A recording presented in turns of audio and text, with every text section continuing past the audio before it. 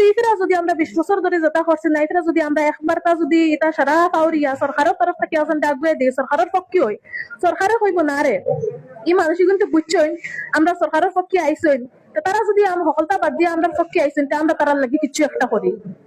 5 বছর সময় আপনারা সবে পাইবা একবার সরকারের পক্ষ ইয়া দেখবা যে সরকারে আমরা লাগি কিতা করে কিতা না বা আমরা যে ক্যান্ডিডেট শাহাবুদ্দিন মজুমদার সাহেব তাই সরকারের পক্ষে ইয়া একজন বিধায়ক হইলে তাই কতটুক করতে পারেন কতটুক না আপনারা একটা বুথে একজন বিধায়ক বানাইয়াও দিতে পারে 5 বছর পর্যন্ত বাড়ছিয়া যদি দেখেন আপনারা মনের মতো কাম কাজ অন না বা আপনারা আগে জ্বলা হইছিল আপনারা এক কথা এক মুখের আওয়াজে বিধায়ক নষ্টও করতে পারে বদলাইতেও পারে আপনারা এত ক্ষমতা আপনারা এত সত্তা